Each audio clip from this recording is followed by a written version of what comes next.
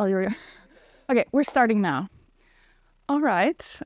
Welcome to another episode of the Dope Designer Club video podcast.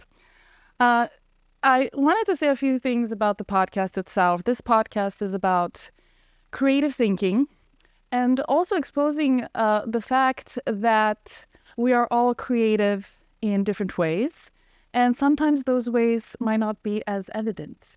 So when I first started the podcast, people thought, oh, you're going to interview other architects or designers. And actually, I want to interview people that you wouldn't typically think would be creative or draw paintings or pictures in that traditional sense. And actually, that brings me to today's guest. Today's guest is somebody who is very well known for many of his achievements. He's an Olympic swimmer. He's a diabetes advocate. But we're not going to talk about those things today. We're going to talk about something that he does that I think is very creative. And he makes belts. So today's episode is going to be all about belts. No swimming, no diabetes, maybe a little Travich in the end, but that's it. So today's guest is Gray Hall, or Gray Halliday Jr. Welcome. Thank you, Branka.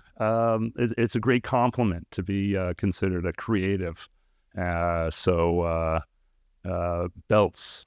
They help keep your pants up. We'll get really creative. deep into it, actually. So I also want to say we're sitting in my garage, which I call Studio 78, that I recently remodeled. And you, Gary, have a garage where you make these belts, right? It's a lot less nice than this garage, yeah. Also in that garage, you have a pretty cool VW Microbus. Yeah, it's a purple one. How did you get it? Tell me a little story about that. I made a deal with my father when I was in high school. It came time to drive, and like all kids, you approach your parents and say, yeah, is there a car in the cards? And a deal was struck that if I earned myself a college scholarship, that he would get me a car. And so I set about, it was my only incentive to swim at that point, really. I just wanted to get a car out of it. I'm also the oldest of 6 kids. So I knew that getting my driver's license would come with great responsibility of chauffeuring my brothers and sisters around to their different events. And so it was something that I had mixed feelings about. But yeah, eventually I settled on a 1962 Combi Volkswagen bus. And I fixed it up, and I put it in one car show, and it won. And I've been driving it ever since, and it's seen a lot of miles. It's seen both coasts of the United States, up and down. So you had it that long? I had no idea. Yeah, almost 29 years now. Almost like an extension of yourself. It's definitely a reflection. Did you ever name it? Because I named my car. No, I never did. It's always if referred to in a third person, the purple bus. Yeah. Cool. So back to the belts. So you made these belts. How did you start making belts? I was living in the Santa Inez Valley, cowboy country, and the Santa Barbara wine country. And people that live up there either are growing vineyards or horse breeding and stuff like that. And so you've got the owners of these big horse. So it's like a ranch culture or something? Yeah, and the history is really fascinating when you see the old Western movies. The real cowboys and Indians were doing their thing when the land was settled, but also a lot of the films, like those silent era old cowboy films, were shot in the area. So there's a real steep history of Americana, Wild West, frontier, cowboy stuff.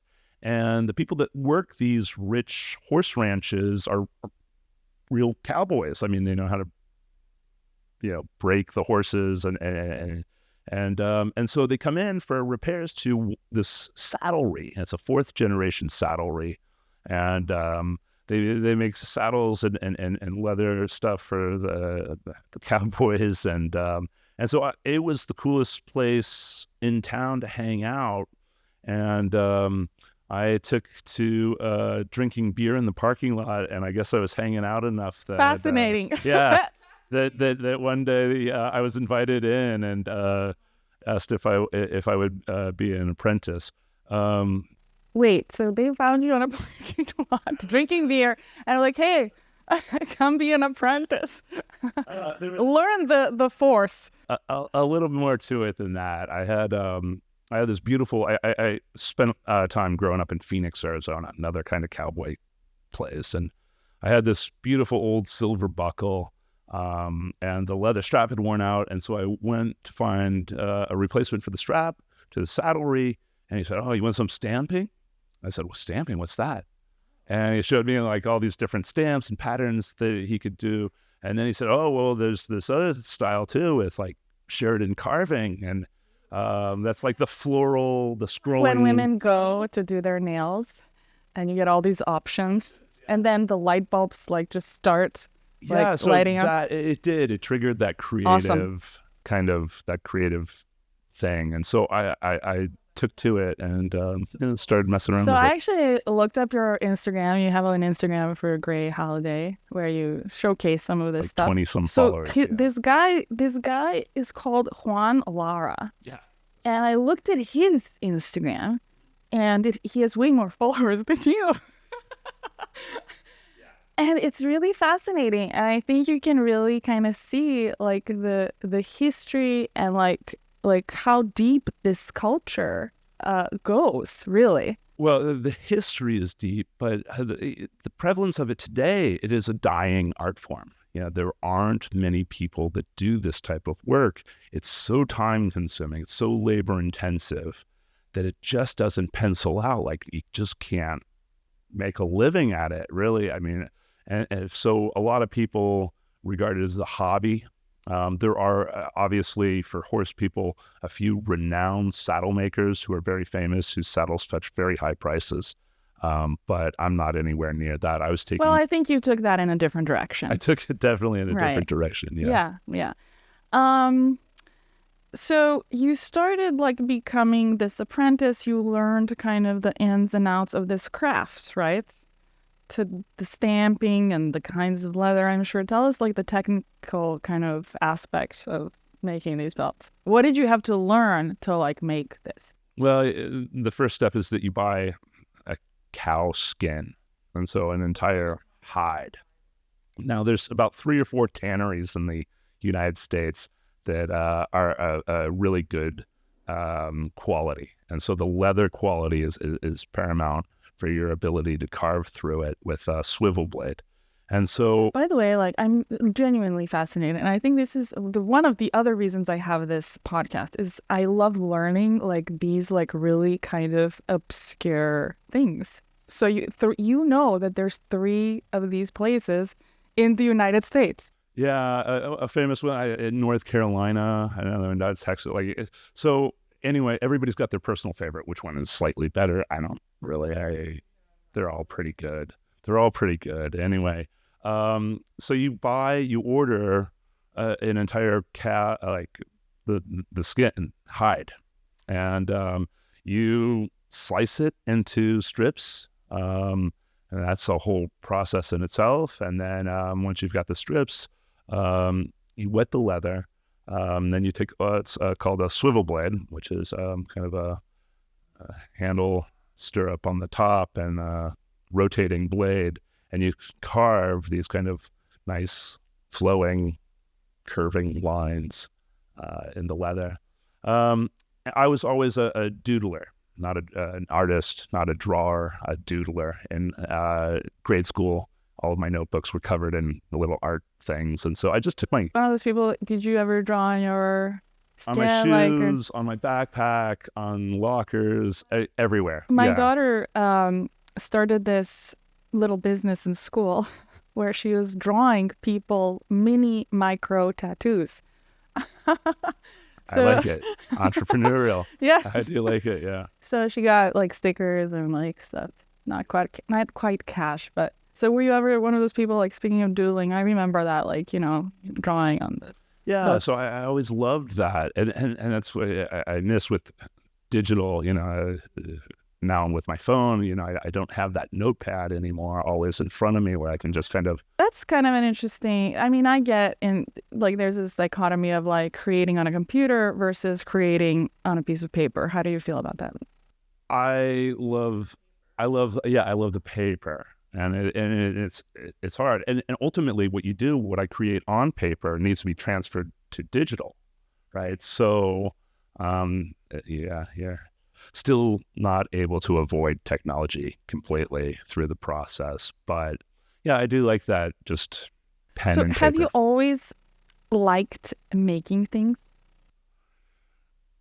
I took up soldier making when I was lead soldier making when I was a kid, like little figurine lead soldiers. Like you carve out like a little Well, you figure. pour it like in a thing, and for good reason. Lead is not. You're not able to buy lead in the United States, and so as a kid, Because it's toxic. yeah, right? it'll because it's cancerous, and so I remember we went to Europe, and we my parents got me all this lead, just blocks of lead to bring back.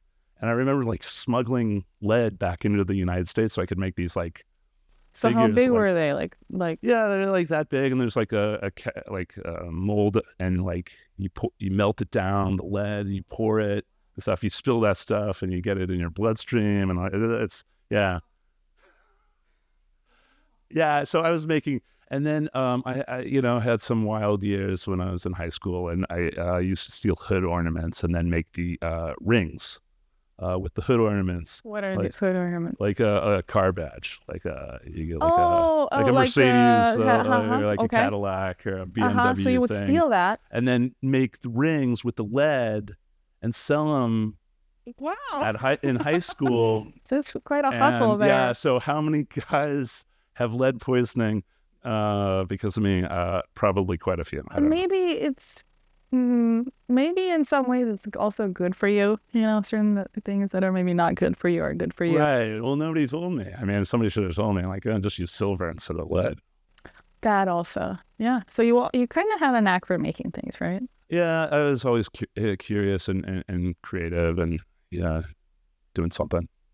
So why did you decide to make belts and not like saddles or whips or whatever boots or stuff? So there's this cool guy in Scottsdale, Arizona, and his family owned this cool little shop called Saddlebags. And it's this really fine silver, Western style buckles and some jewelry and stuff like that. And he was a pro skater early days.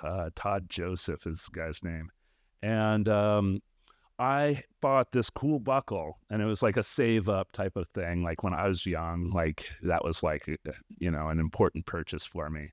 And it came with a nice leather strap, and I just wore it all the time. It's just something that you wear every single day. And so the strap wore out.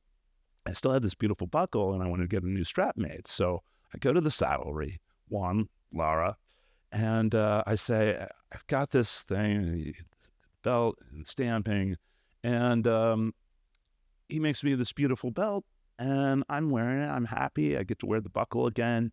And then it strikes me somewhere down the line that, well, this would make a wonderful gift. It's just not something that it can be personalized. And I was I knew right away what I wanted to do. I wanted to incorporate my drawing into the belt, and the traditional elements of stamping and Sheridan carving and the vaquero style, and put cartoony figures throughout.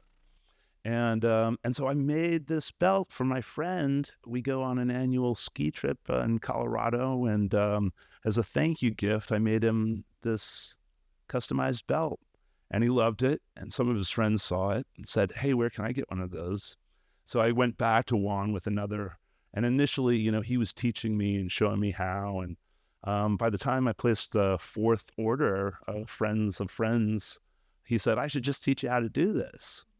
You're here hanging out, drinking beer in the parking lot all the time anyways. So. Yeah. So this guy takes you in under his wing from the parking lot. Was it raining by any chance? No, it's a very idyllic setting. It's beautiful, out there.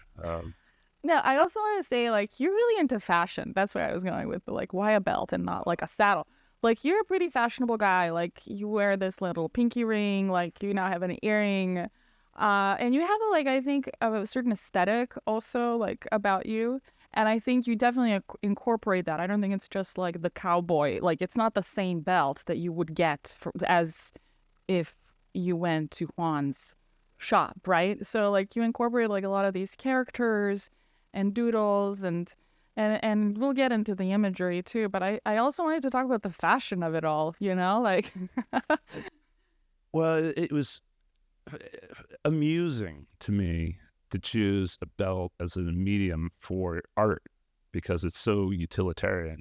It's something that most guys, they own a brown belt, they own a black belt, and they wear the exact same belt every single day for like 20 years. And you never really think about, that's most guys, the guys that I've known. And I was like, well, here's something that you've got to wear every day. And it should be everything. Everything in life should be special or expression. An right? expression of self, right? Like, and it was just this overlooked item, right? It's very interesting because you mentioned these what are this, like hood ornaments, which is like, it's a logo, it's a symbol, and in some ways a buckle, it does the same thing. Right? Yeah, it's your brand, it's your representation, and gosh, I spend $800 to $1,200 on a Gucci belt, for just saying Gucci.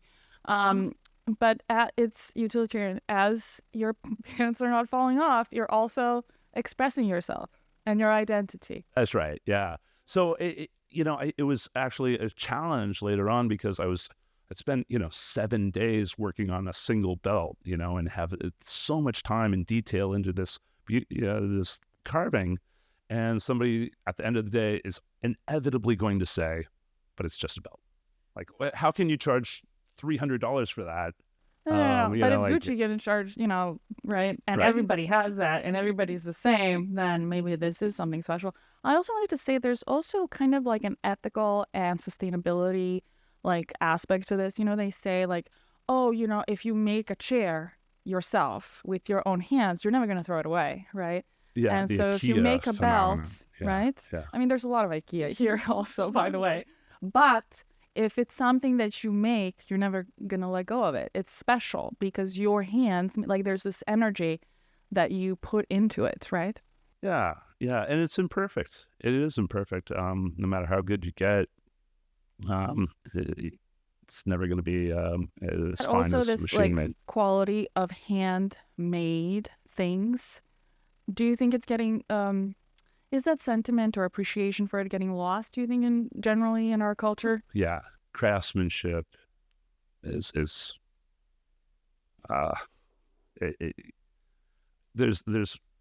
especially in the United States. I mean, what brands can you really? I mean, I would say like Gibson guitars, like the amount of time that they spend kind of making musical instruments. Maybe there's definitely a craftsmanship to that. But the divide between mainstream art and what you can buy on Amazon, that there's not a lot in between. You've got gallery showings with a bunch of pretentious snobs, and you've got Amazon purchases, and nothing in between. Yeah. And that's another aspect of my podcast. Exposing those types of things, because I think there still is, people like you, obviously, who care about these things. Great. The other thing about that I want to talk about is just the fact that our world is becoming more disposable too, right? And that's not sustainable, right? So I think that is an ethical aspect to how we generally make things and use them and appreciate them. Yeah, and you can make an argument that there are synthetic materials that might save a cow, right? There are animal activists, rights activists out there that are going to frown upon, leather, anything. But there's nothing really that can replicate leather, like in terms of the way it expands and breathes and doesn't breathe and yeah, there's nothing that comes close to being able to match that. And it's a perfect, it's obviously Well, been you also wear it used on for your body. millennia. That's right, in fashion, but as a functional, But I think also something that you wear on your body should come from nature, right? That's one way of, looking at it. Yeah. Well, I wear fur, so in my culture, it's not as frowned upon as it is here. Also because we live in a very cold climate and we don't go out and just kill animals just for the vanity of it.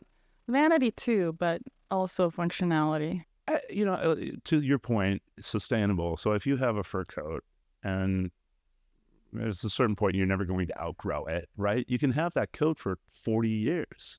My mother had a coat like that that she had forever, and she probably still has it. Yeah. I mean, and so in some ways, I think it honors the animal, in many regards too. That I mean, we've talked about the Western culture, the cowboys. These people are ranchers, right? And their lives have been kind of intertwined with these animals too, kind of like how it was for millennia. Like our whole civilization kind of developed thanks to animals. Yeah, that's true. There's definitely I want to say also that I do feel a little self-conscious about the fur. I was recently in what's that place, like Silver Lake, and I was wearing my fox coat, and I think people were kind of uncomfortable about it. It's bold. It takes a courageous person to wear a fur coat. I think it's more that I'm clueless. LA. It's clueless. Were you approached? Did anybody say anything? Kinda, yeah. Yeah, because they're self-righteous. Huh. All right, let's talk about cowboys. So you've been always kind of fascinated by cowboys and this culture because of your upbringing.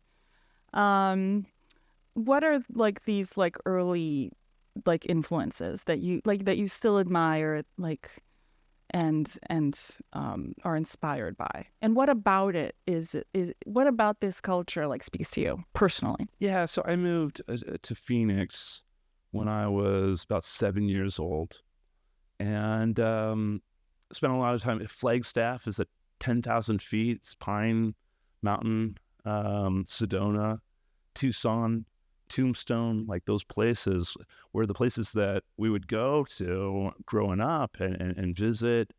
And there was obviously, a cowboy element in town. There were kids in high school wearing cowboy hats. I was a skater by that point, so I never embraced.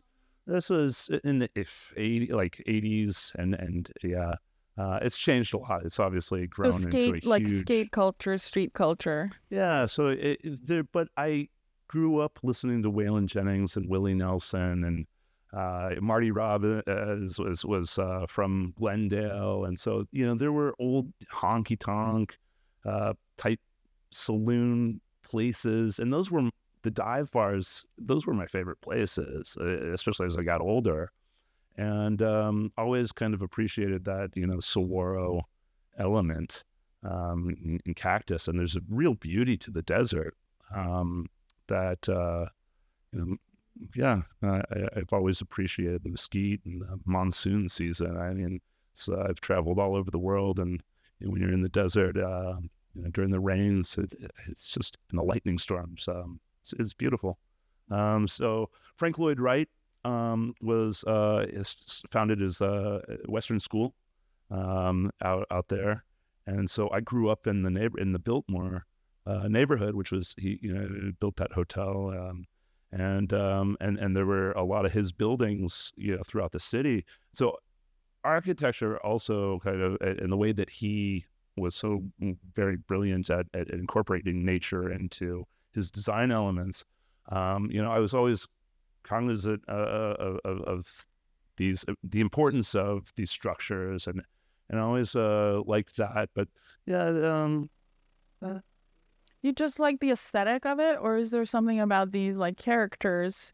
Like I think for guys, especially cowboys, like my dad, like right, he like guys see themselves in these like personas. yeah. So I mean, if you'd asked me at 8 years old what my favorite movie was, I would have told you The Good, the Bad, and the Ugly. And if you ask me today what my favorite movie is, it's still The Good, the Bad, and the Ugly. Like, I think it's a perfect movie. And I grew up, thinking that Clint Eastwood, that character that he played in those films, all those spaghetti westerns, was just the coolest that's guy. A genre. Yeah, I thought that's who I wanted to be Like the like. guys as like wanted a to kid. be that, and all the women had crushes on those guys. Well, they were strong. They were strong silent types, and the history, it was dog eat dog. The Wild West days were rough, like it took a real badass to survive, let alone, and so, yeah, I loved the history of it too, the reality, not just the spaghetti westerns. Very good. Another, I guess, since we're talking about your childhood and stuff, there's 6 of you, right? And so were others creative, and like did you guys spin off of each other in some ways? Yeah, I think the creativity comes from my father's side. So 3 generations of doctors on my father's side, but also a little art stuff, and so I think it comes from that side of the family. Like what art stuff? Like paintings, like sculpture, wood carving. Like really beautiful. Like he only made like not that many pieces, but music. Painting, yes, just everything that was. Do you play an instrument? I've attempted. I can still attempt, but it doesn't sound like music. This can be your debut. Yeah, haven't did not adopt that from either side of the family. I recall. Did you have a? And I hope it's okay that we're talking about it. If not, we can cut it or not. The person that cuts this and does whatever they want. Anyways. Did you, and I think I'm recalling this correctly, you had a gallery at some point. Yeah. So tell me about that. Yeah, so had a gallery in Scottsdale, and this was at the mid to late 90s, up to 2001. So why? What was the, like, what? Well, I knew I was friends with a bunch of artists, and a lot of those artists are very successful artists, still practicing today. So... Yeah, and as much as I love the Western genre and everything that is Western in Arizona, if you go to Old Town Scottsdale, it's all Western galleries, Western art. I see. And do you think that's like a tourist thing, or people really like it and it's like developed at a deeper level? I mean, there's incredible artists. Marc Majore, I'm mispronouncing that last name, this new kind of Western, he's a French guy that was a like metal band or something like that turned artist. He went to art school. Fascinating. But his paintings right now are top selling of all genres of art. So there's always been very great artists that were in that space. My grandparents were collectors of Western art, but we wanted to do something different. So we did some contemporary and kind of old world mixture type. It was fun. Very interesting. Yeah. So how long did you have this gallery? It's like 4-5 years. So you were actually like really immersed in this like world of artists and creatives and. Yeah, gallery openings are a lot of fun. It was just throwing big parties and selling some art if somebody wanted to buy it. If somebody wanted to buy it, yeah, great. But it was I mean, in a lot of ways, it was like a vanity project, just something that I loved doing. That my family members, my sister was involved with the gallery. She was more involved in the day-to-day operations. I was swimming competitively, and that was taking up most of my time. But I was there for all the openings. Those were fun. Hey, so we were just talking about your gallery and your creative family and stuff like that. I wanted to also talk about, and you showed us your belt, which is really cool. I wanted to talk about the imagery that you use in your designs, and like you mentioned, like you like to sketch things. You've always liked that. So there's like this cartoony aspect to it. These are like really like unusual characters. They're a little creepy. There's skulls on there. There's some nautical elements, cowboys.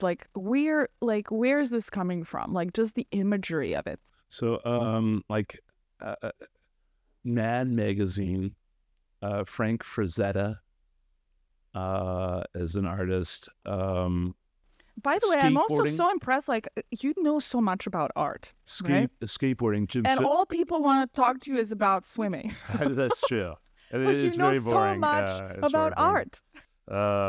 Jim Phillips, it was an artist, drew for Santa Cruz skateboards, and all the original like Powell Peralta artwork, like the Mike McGill skateboard deck growing up it's just a perfect piece of artwork. So it's kind of like it belongs in the Louvre. Yeah. It's I can see that. I can actually, now that you say it, I can see that because it's like kind of like a mix of this. Like I didn't pick up on the street culture, but it's street, but it's also this like cowboy stuff and comic books. Yeah, and I would say cowboy comic books. So like in the 50s and 60s and even into the 70s a little bit, there were like these old cowboy comics and stuff like that. And I grew up with like rotting my brain on and a lot of it. I gotta say, like comics. some of it is a little creepy. You have these like rats. Sure. I want to say this. Also, there's a sense of humor to it too, a bit, and it's I think underlying. And I was on your Instagram recently, and there was this kind of creepy, disgusting rat holding a head of a severed Aboriginal person, like a shrunken head. Like really, I don't cannibal. know. Anyways, like in there, there's like this long tail hanging. And you say it's a tail. It's a rat. It's a rat tail. The placing of the tail between the legs is especially a rat tail. And like these rats are kind of like they have like their ears are kind of damaged. And yeah. Well, yes. There's like a decay to it, you know. That's a great way of just. Thank you. I take that as a great compliment. I do. There's. I think I like dark art. I really like dark art, and the pieces that I bought and decorate my home with have a very dark, darkness to it. But some of it's theater too. I mean, Glenn Danzig isn't really a Satan worshiper. He puts on the show and Skull and stuff like that. It was as much. It's not just butterflies and rainbows, is it? It's definitely not. It's definitely not. It's not My Little Pony. Yeah, Frank Kozik is a concert poster artist, and he was down in Austin when I was down there in the early '90s, and I collected a bunch of his, and he just died just a couple days ago. I saw, but definitely that kind of dark rock and roll element to it. Yeah, but I think also there is I think woven throughout is this theme of outcasts a little bit. Do you want to talk a little bit about that?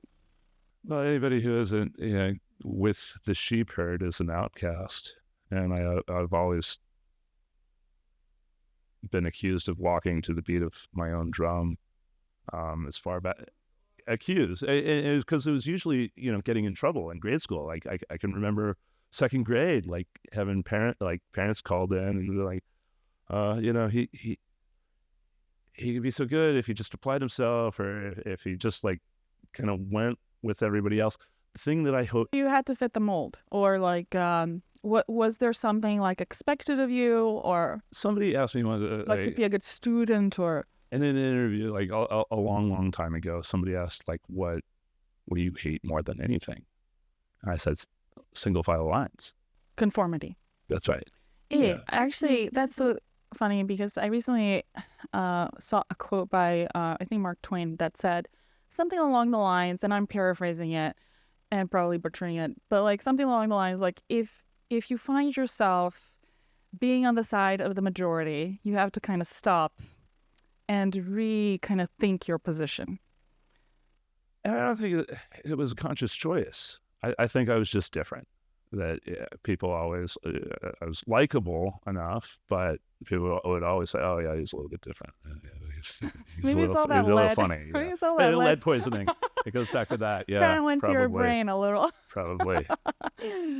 I wanted to talk about William Burroughs. You said that he's one of. Well, I also like to talk about people who inspire you, and like mentors, and just things that you found interesting. And I think this is a good segue into that.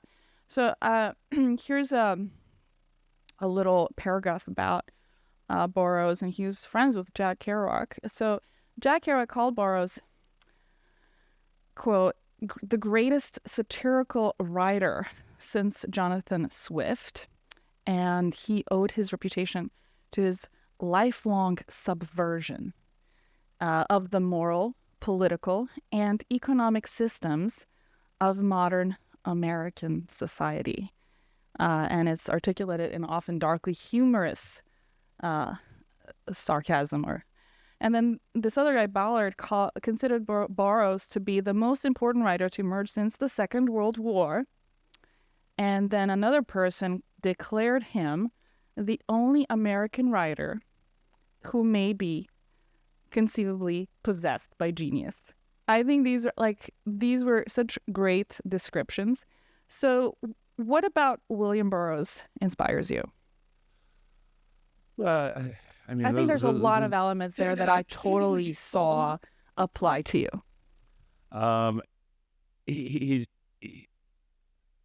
Yeah, gosh, all those compliments. He did not conform in any way ever, and so that in itself is admirable. By the way, I read that he killed his wife in Mexico City.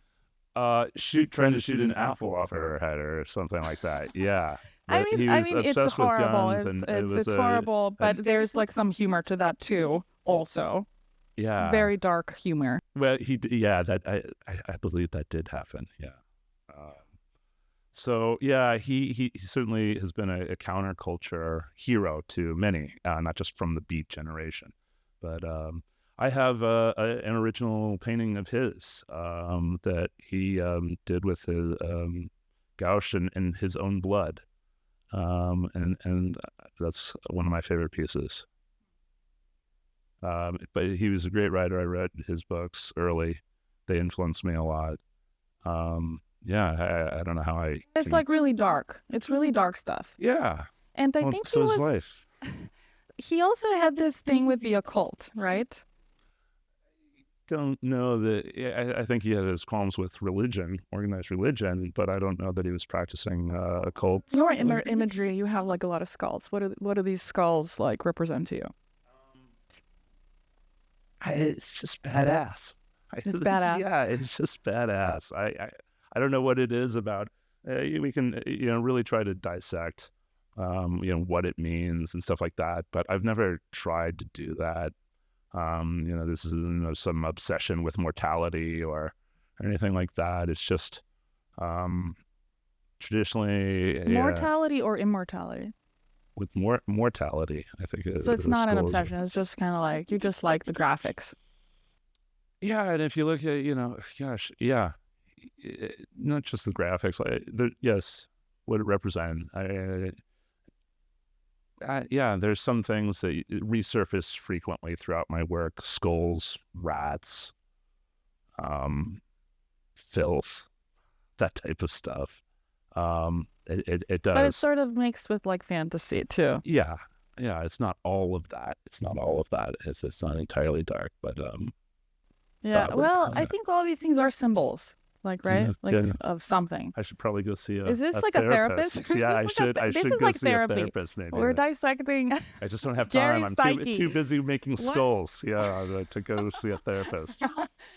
The other thing about Burroughs is like I saw he cursed this coffee shop because I guess they got his order wrong and he put a spell on them.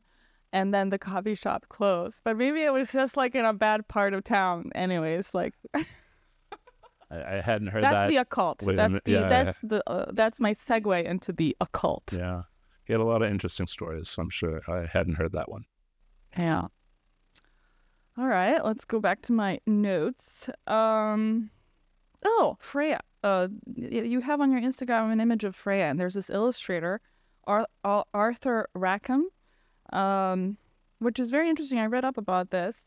He illustrated like all these fairies, and this was like a total new like genre, which I had no clue about until I saw it on your Instagram. Yeah.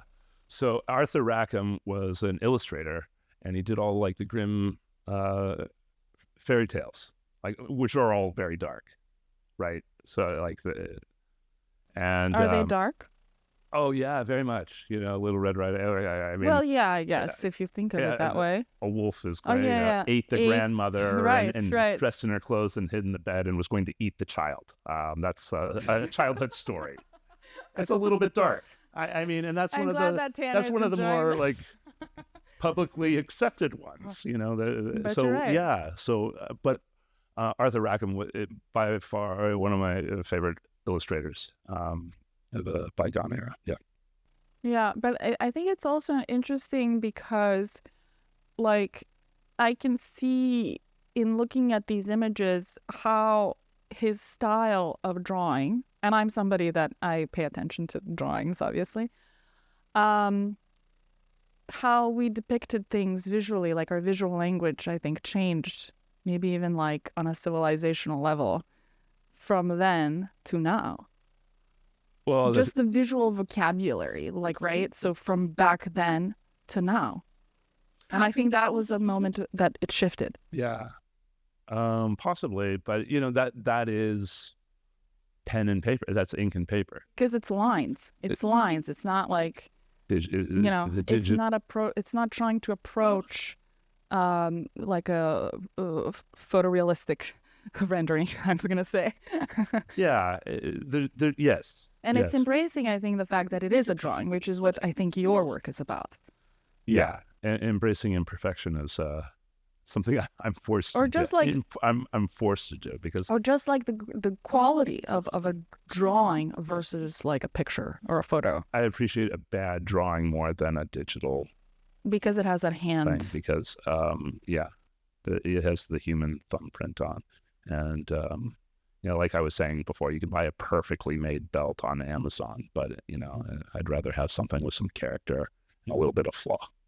Right. Do you think that our flaws are something that we should celebrate more? I think that we have to accept them before we celebrate them. And so that's part of life. This is such a quotable moment for Gary. That's as deep as I go. And okay, cool. Throw me the life preserver. No, I like I've made my way into the deep end. Yeah. All right. You also said, I'm going through like all these artists because I also appreciate like art. And you talked about Andy Warhol, and you said that his weirdness inspires your weirdness. Or something like that. Well, he was definitely a weird guy. Nobody can deny that. And rightfully so, one of the most celebrated artists. Studio 54, Studio 78. See, like it's all coming together. Yeah, okay. I see that. Get it? Correlation, yeah. Yeah. But again, the history of what was happening in New York at the time in the late 50s, late 60s, early 70s. With the Velvet Underground and the factory and all the first supermodels coming onto the scene, what was being done, and art and advertising. It was just such a creative time, and Andy Warhol's regarded the top of the mountain. I had some trouble with Andy Warhol. I never really liked. It seemed like he was like.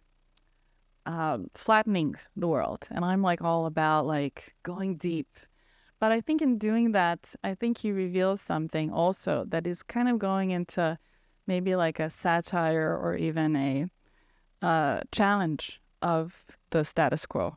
What do you think about that? Well, I think, gosh, I'm so not an authority, and I feel so out of my element to be being able to talk about this stuff. This is all about winging it. But it's what's funny is because we were talking about how everything's mass production. It's what it means to you. Yeah. So we're just bemoaning how everything's mass production now. But that's what Andy Warhol was doing originally. He was taking pop art and just like stamping it and just like an assembly line, getting it out the door in some ways. Like the first artist to really be doing that. I mean, Picasso was prolific in a different way, but it wasn't like the replication process that. But he was also obsessed with like objects that were mass produced. Correct. That comes from a critique of the museum and the critique of how curation and how art has been curated. Tim actually knows. He went to art school, so he can actually weigh in. It really does. It comes down to he wanted to mass produce art to see what the art market would do. He was playing with he was using his artwork to play with the art market like investors play with stocks in the stock market. He was making canvases double the size without graphics on them just to see how much they will go for just because of how large they are. Yeah. It's also art as a commodity, which, you know. Yeah. So. But anyway, yeah, he's inarguably left his mark on art and culture. So how do you celebrate your weirdness these days? It's not a celebration. It's being true to who you are and not conforming to someone else's expectations, society's expectations. So it's not something to be celebrated or to do intentionally. It's just being true to yourself. And if you feel like standing up and shouting in the middle of a movie, just be yourself. I love that. I got something to say. I love that. This is another quotable moment by Yeri. And in that regard, I want to actually go deeper on that. When I invited you here, I also like to invite people to kind of highlight like their projects or something that, they're working on.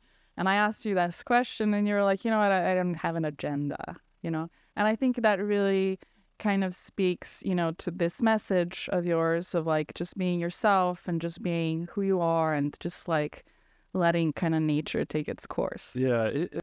Which I think is so genuine. I really appreciate that about you. Genuine and authentic are the words that really are. Not a sellout. No, and it's a void. I hate the Instagram influencer scene so much because this podcast none stuff. of it is original. None of it is authentic. None of it is sincere. None of it comes from. It's just the same poses and the same stupid things in commercial. Great. This is another reason why I wanted to do this podcast is because like everybody's doing the same thing. Like you're saying, everything you can see on social media is how to apply mascara. Have you perfected? We can all look the same. Have you perfected this, Gary? I haven't tried. And so I figured there's all these interesting people like yourself. Why not have some of these conversations, Yeah, maybe you just need to dig a little deeper. But I think they're out there. They always have been, right? It's just not what's being celebrated these days. It's just a uniform influencer look. And that's what the definition of success to an 8th grader who's getting a smartphone for the first time. Right. So, you have kids. Like, what do you think is like, do you think it's important to model the, kind of behavior that we're trying to promote, I guess? I'm not trying to promote behavior. I want my kids to be happy and healthy. And how we achieve that as a society, it varies from person to person. And so I have to be supportive of their definition of happy may not be match up exactly the same way as mine. Acceptance of others is what the world needs now. Another quotable moment. Politically, yes. This is highlighted politically. And everything else, but that's what we. Why do you think we're so divided? For a lot of reasons, but it ultimately comes down to intolerance. And self-righteousness. Do you think that this new culture that's kind of based on social media has isolated us from each other and is contributing to this phenomenon of division? It's an experiment in progress. We're finding out. A valid argument could be made. Yeah, but we'll find out. So we talked about like what inspires you. We talked about some of your early influences. What is exciting to you now, Gary? Like something that just kind of like is super cool that you saw or you're doing, or what excites you? Okay, there's always something, but I'm feeling a little bit of pressure. We're here talking about the belts, and I want to. No, I can't talk about it. Yeah, sorry. I don't. Yeah, things that I love to do: surfing and tennis. I love these two things. Like I'm wearing my tennis shirt, and anytime I go do those two activities, I'm smiling the entire time, and I'm happy, and I love being outdoors, and yeah, I like the exercise part of it. And yeah, these are two things that kind of sustain me, recharge my battery. Yeah. Awesome. Well, I think that's a great way to end this episode. Thank you, Gary. You've been an awesome guest. Thank you, Veronica, for having me on your very cool podcast. All right. And that's, I think, a wrap. All right. Thank you. You made Thank that easy. you. Yeah. It was fun. Hopefully your editor can find something in there that they can splice together. No, we'll use, I think, we'll use most of it. all of it. Yeah. Cool. I'm off to. So the bus broke down. Why? Now? No. It's just time to rebuild the engine. And, So you didn't come in the bus? I didn't come in the bus. How did you come here? I bought this like old Jeep. Oh, cool. Not really. It was just You don't like like it? because it was going to take like 3 months for the bus to get fixed. And then I found out like, the car that I got, like it was Just so you know, like my car, super cheap. I drove it into a curb recently, and it took them like 3 months to just fix this. Fixed. Yes. Yeah. So they don't have cars, they don't have anything. So I'm going straight from here.